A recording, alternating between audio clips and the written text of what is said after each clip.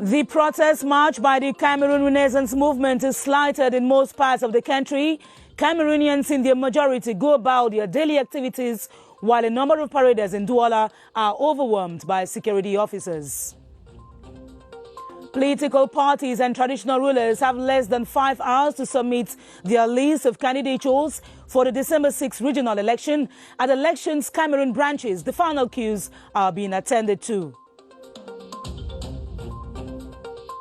Showcasing the quality of public service to the population, the 9th edition of the Government Action Fair goes underway in Yaoundé with some 150 exhibitors expected in the 3-day show. Good evening and thanks for joining us. Those were the headlines of the 7:30 News.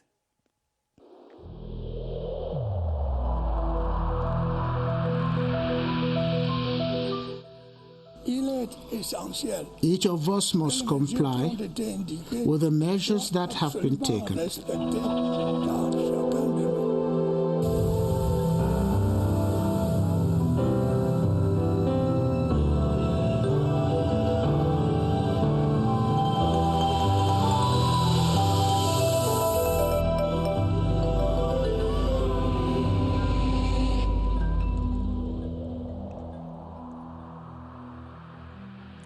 The 7:30 News tonight begins with the comparative calm and serenity that reigned in the nation's capital in spite of the September 22 protest planned by the Cameroon Renaissance movement. In major roundabouts, there was a strong presence of forces of law and order, while in markets like Mokolo and Fundi, traders and buyers exchanged in business. Emmanuel Avenue combed the town of Yaoundé and reports on how it fared today. The bright sky lights up the city of Yaoundé on this 22nd day of September as inhabitants remain focused on what puts food on their table. At the Mokolo and Fundi markets, sellers scout for buyers who are crisscrossing the reputed business areas for purchases. The city is busy. Roadside vendors are on duty and hungry passers-by have what to feed on. Taxi drivers as well as commercial motorcycle riders on their part shuttle city dwellers around town. No uniformed person has disturbed us. They are doing their job. Work is okay. The difference would certainly be the law enforcement officers spotted here and there. They are on the lookout should any disorder be staged. Public administrations are delivering everyday services to the many users calling around. I came to put my document in ministry. I'm looking for the stamp to put in my application that I write. Things are normal. Nothing seems to perturb work in different ministries. After all, it is a Tuesday, a working day in Cameroon. It's a regular day for me. My collaborators are in the office. Yaoundé is calm, its inhabitants conscious of what should be done, and life continues. In the economic capital, the neighborhoods of Ndokoti and Ange Raphael witnessed a number of persons braving the odds to march. They were quickly dispersed by the security forces who were out to maintain peace. However, the majority of inhabitants of Douala stayed indoors and kept their businesses closed to avoid manipulation. Veronica Benyala has the details. This Tuesday morning in Douala had the atmosphere and attitude of a public holiday. The usual traffic rush hour to work, characterized by inhabitants hustling and bustling their way on the streets, was absent. Very few taxis were out on the road and only a few workers ventured out. Many were holding their breath as police and gendarmerie anti-riot vehicles paraded the streets to ensure security. At about 10 a.m., a few protesters gathered at the Ndokoti roundabout and were quickly dispersed by police water tanks. At the same time, a similar grouping was reported around Ange Raphael. Although many roadside vendors opted not to open their businesses, markets remained open. There has been relative timidity in economic activities as a result of fear on the part of the population. However, normal activity is gradually gaining steam in the city of Douala. For now, Douala is calm and getting back to normal. The call for manifestation was ignored by the inhabitants of the West region, who chose to preserve the peace and unity of Cameroon. Taxis and commercial motorbikes plied the roads normally, economic activities went on unperturbed, and civil servants carried on with their routine. Gu Henry Tiesambe reports. It was business as usual in the city of Bafoussam this Tuesday, September the 22nd, 2020.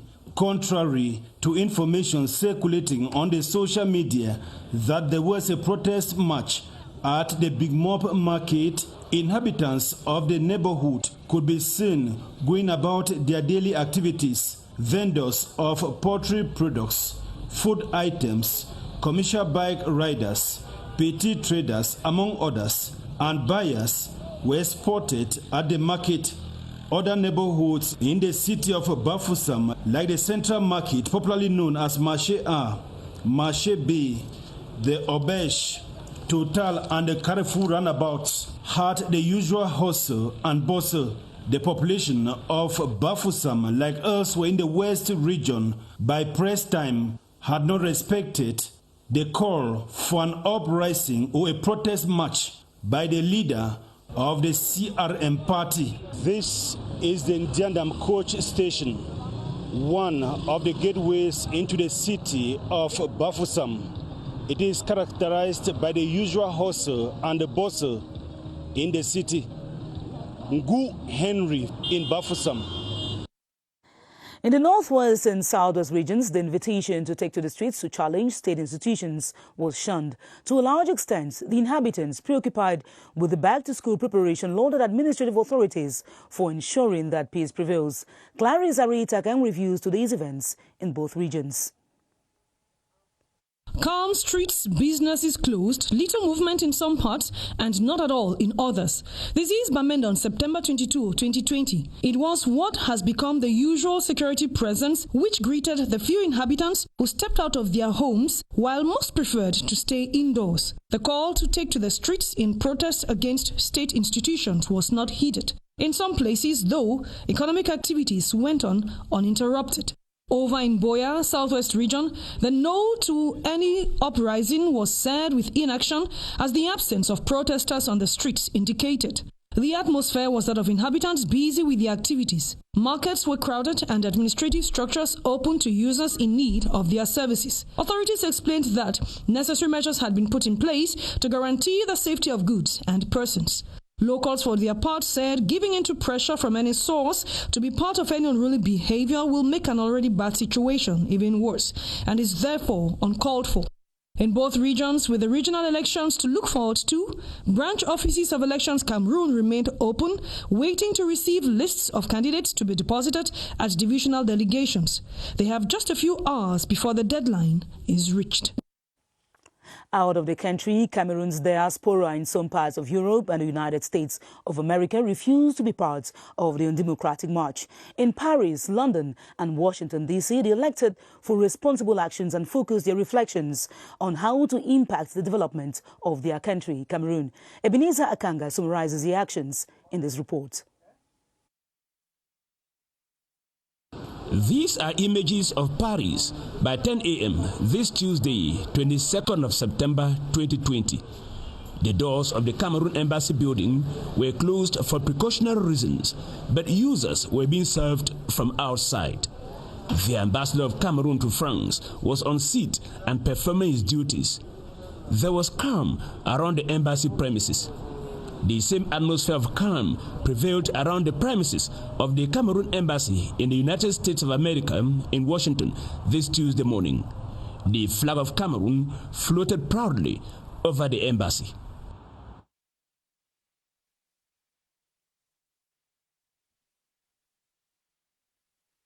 To lay on the line the peace and unity of Cameroon. With us is the editorialist, Central Director for Radio, Dr. George Wane. Good evening and thanks for joining us. Thank you, Esther. Thanks for having me. What's your reading of today's happening? You say the day is over? Yes, I should say that now the day is over and that shadows of the evening still across the sky. That was a nursery rhyme to sound the end of the day by schoolboys and girls ardent to go home. Yes, beautiful memories, Esther. But today was no nursery rhyme. It was an adult staccato rhythm with an incoherent display of cowardice, laughed at even by children. This day, the 22nd of September 2020, is now, of course, over. Now, the planned insurrection to oust President Paul Biya has witnessed complete failure. Paul Biya, as you know, is still at Itudi. The MRC leader is nowhere, anywhere to be found. Yesterday, I told you, Esther, that today was going to be the scenario today. The apocalypse promised President Paul Biya by an insensate leadership of the MRC party has finally turned out to be the apocalypse of a kleptomaniac leader of a political party who finally can be rightfully considered as a pathological liar, one who jolly knows he did not win the 2018 presidential elections, but who has consistently lied about his victory to the unfortunate extent that he ended up believing in his own lies alongside other gullible followers. Now, in spite of a few episodic and spotted demonstrations here and there, you said that in your news, of some bellicose supporters of this political party, the rest of the country was alive and bustling as usual. People went about their activities unperturbed, in calm and serenity. It seems like the MRC leadership, Esther, seems to have been chasing the ghost of President Paul Biya, whom that party killed some months back on Facebook. And so what lessons do we draw from this? Yes, I think that the lessons to be drawn from the nose-bruising fall and epileptic collapse of the MRC leadership are many. One, that the MRC has lied to Cameroonians and the international community about their victory in the 2018 presidential elections, because if they did win the elections as they claim, they wouldn't have had less than 1% of the population coming out today to protest and pretend to oust the president, as was the case. Two, that President Paul Biya actually won the elections by an overwhelming majority, and that explains why over 99% of Cameroonians went about their activities undisturbed and unconcerned by the activities of the few MRC supporters. Three, Esther, that the MRC leadership continues to revel in lies telling and forgery. This is why, and this is serious, on the official Facebook page of the MRC leader today, they posted the peaceful march in Bamenda on the 22nd of September 2017, claiming it was today. Now, if they have not brought down that post yet, anybody can check that out. Four, that the Cameroonian people love their president and love peace, which is the sine qua non for any development to take place in our country. Five, that the people of Cameroon are mature in general behavior, focused, emotionally stable, and refuse to succumb to manipulation from a man whose ambition to be president is inordinate and devilish and requires a psychological examination. Six, that this is the political apocalypse of the MRC party, which the president rightfully described some months back as petit parti politique. Now, that today could be considered the second round of the 2018 presidential elections, once again won by President Paul Biya with an even far greater score than it was in 2018. Finally, and this is not exhaustive, Esther, that the MRC leadership ought to dissolve their party and its leader resign from politics, because in the end, it has been a storm in a teaspoon. And so what do you predict for the MRC party? Yeah, what I predict the MRC party is that maybe I should begin with what next for the government and the citizens who are coming to MRC. First, that life goes on normally. Second, that the government must keep watch and be vigilant, that our security and defense forces must continue to be very professional as they were today, that voters should get ready for the regional elections, that President Paul Biya expedites his development objectives, assured of the backing of Cameroonians. And now, Esther, to the MRC and its leadership, under normal circumstances, the leaders of this party should recollect and rethink their strategy by at least attempting to politically be correct and not take Cameroonians for granted anymore. But since the party leadership, as you know, is a group of stubborn, bellicose, and unrepentant people with an obsession to power, they will certainly devise other unorthodox means of fueling trouble and crying foul at the same time. Esther, an obsession to power, like any obsession, is dangerous. Let me quote Norman Mailer, who puts it that obsession is the single most wasteful human activity. Because of an obsession, you keep coming back and back and back to the same question and never get an answer. I'm ending the quote. Thanks very much, George Wane, for your reading of today's happening. The planned protest from a political party not mandated by the population had little chances of having a strong following, given the majority of Cameroonians, their love for fatherland, and their denial to be influenced for personal gains. Ebenezer Akanga reports that the success of the move was far-fetched. The insurrection plan of Maurice Kamto was doomed to fail. For one thing, Cameroonians in their overwhelming majority did not adhere to the diabolic plan. And they made it very clear. It is clearly to obtain the departure of President Paul Biya. And it is not possible. CPDM does not like disorder. We like peace for our country.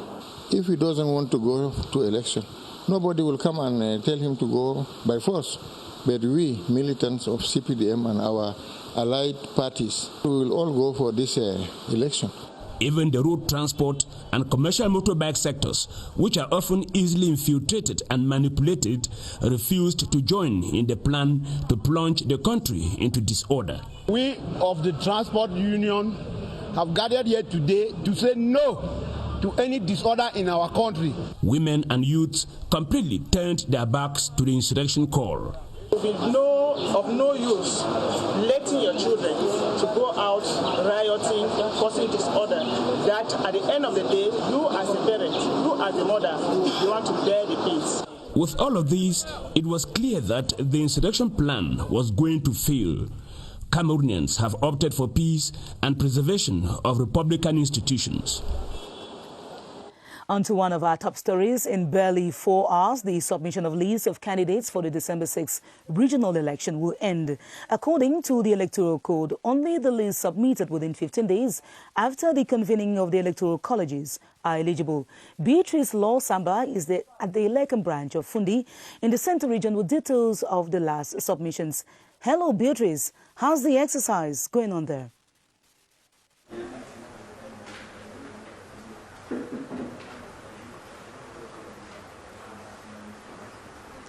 Good evening, Esther. Well, the submission of files for candidates vying for the regional elections come December 6 is well on course here at the Elekam branch of the Fundi division.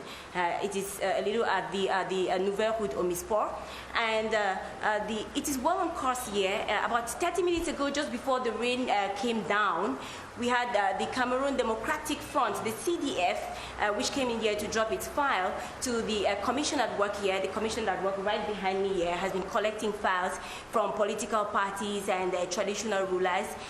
We had the CPDM, which came in quite early, at the early hours of the morning. That's at a little after 9 o'clock, and deposited these files of candidates. And they were closely followed by two other colleges of traditional rulers. Two lists of traditional rulers were dropped in the course of the day. And the commission stays at work this cold night, this rainy night, I would say. They leave their doors open for anyone who wants to drop their list, and this is going to be a last chance for those who want to grab one of the 9 seats that the Fundi division has reserved for the regional council of the Central region. And so it's going to be on and on all night. It's going to be a long night until midnight, when the deadline expires for the deposit of lists of candidates for the Fundi division. So we'll be keeping you updated. Back to you. Thanks, Beatrice Law Samba, for that outing. In Fundi division, just like in the Lekam branches in the Damawa region, political parties have been presenting their documents, which are scrupulously checked by the officials. Apart from the Cameroon People's Democratic Movement and the National Union for Democracy and Progress, who will be competing, traditional rulers are also compiling their aspirants. Silas Nkwine tells us more. The Vina Divisional Branch of Elections Cameroon in Gaoundere was this Tuesday once again busy as candidates interested in running for the upcoming regional elections were eager to respect the deadline for the submission of candidatures. The Cameroon People's Democratic Movement, the ruling CPDM leaders led by their nomination committee chairman Abbas Sadu, were among the first to respond after traditional rulers on Monday. The NUDP party leaders, on their part, while depositing their nomination papers, said they spent the weekend verifying their documents. The atmosphere was same in the 4 other constituencies of the Adamawa region. In the category of the representative of traditional rulers, so far we have received 6 nomination files. As for the category of the delegate of division, the CPDM have already submitted its nomination files. The NUDP has submitted its nomination files in the Vina and Mayobanyo constituency. The list of potential voters, which includes 593 municipal councillors and 1,100 traditional rulers, are displayed at the various Elections Cameroon branches of the region. In our other top story, the government of Cameroon is exhibiting its public services during a 3-day exhibition underway at the multi-purpose sports complex in Yaoundé. During the official launch of the Cameroon Government Exhibition Fair, SAGO, the Minister of Communication, René Emmanuel Sadi, representing Prime Minister Joseph John Goute, underscored that will spur knowledge in the government office. Cynthia Saptala has the details. In a quest to continuously provide visibility and understanding of public actions geared towards development, this year's edition stressed on the need to improve on the quality of services received by citizens. There are so many things that we are doing in this country which are not known by our fellow citizens. And I think an opportunity like this, an initiative like this, which is an initiative of young people, young promoters, has to be sustained. People will discover many more achievements. During the opening ceremony, the minister saluted the increase in participation with the involvement of the transport sector. The members of government were later given a tour of the different stands where the population is encouraged to take interest in the management of their affairs. The government's action fair highlights the necessity for the private sector to work in synergy with the public sector to boost economic growth. Private companies and enterprises are at the exhibition to present their supplies to the public at a show where access is free. Luma Slim Davies reports on how these companies accompany government in its mission. Economic emergence by 2035 remains a priority for the Cameroon government. And for this to be realized, the private sector has a part to play in the various segments of the economy. We have services that we offer to the government. For example, when government do organize conferences or seminars, we plan the event. The government cannot maybe have a venue.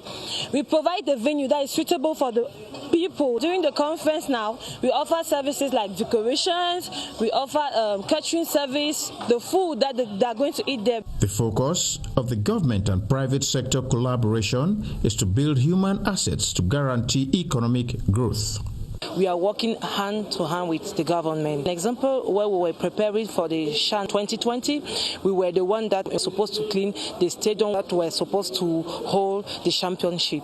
And now in terms of back to school, we are trying to help the government in the term of hygiene and sanitation. We are going to make sure that all the toilets are clean on a daily basis.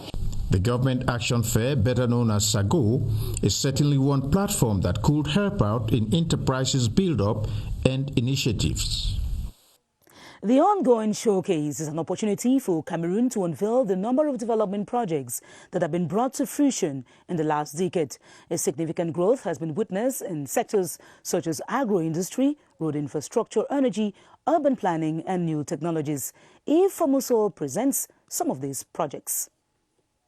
Captivating in its beauty, Cameroon is striking for its undiscovered natural resources and government stability. While it's still a pipe dream to attain emergence, several development projects have either been completed or pending realization. Different sectors are breathing anew: agro-industry, road, port and airport infrastructure, energy, real estate and urban planning, mining industries and new technologies. Inclusive and Resilient Cities Development Project, launched 2017, will focus on improving access to infrastructure in poor urban communities and urban management itself. Solar energy, seeing the sun as wealth, the Bolloré Group strives for decentralized systems to bring electricity to villages where electricity access is costly. Decentralization is taking shape. Hydroelectric dams are set to solve the country's epileptic power supply. In health news,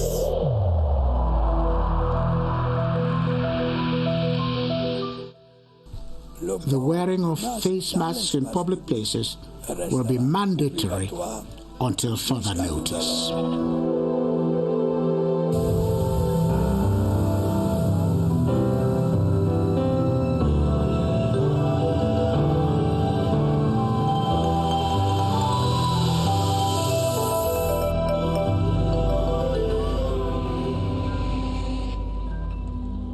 In health news tonight, we talk about individual and collective immunity to the coronavirus. Recent research carried out by health experts proves that some persons tested positive for COVID-19 later on produce strong antibodies that prevents them from a reinfection. How possible is this, and does it differ from one society to the other? Baldwin Sama is at the Public Health Emergency Operations Center. He now provides clarifications. Hi, Baldwin.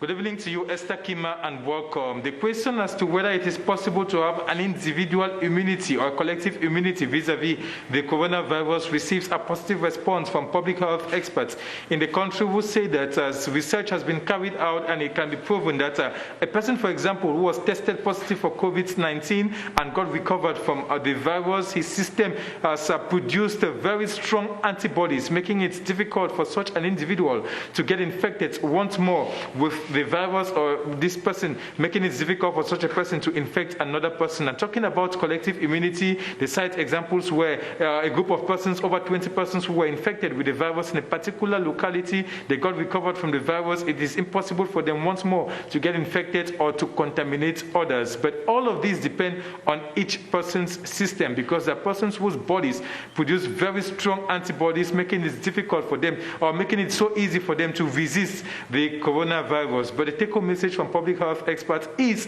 for Cameroonians to continue respecting all these barrier measures so as for them to be able to limit the spread of the coronavirus in Cameroon. Back to you, Esther Kmer. Thanks, Baldwin. Immunity can be collective or individual as far as coronavirus is concerned. The new school year is fast approaching, and guardians and parents are caught between the choices of schools for their offspring. A cross-section, however, opts for institutions with repute, popularly known, regardless of their academic output.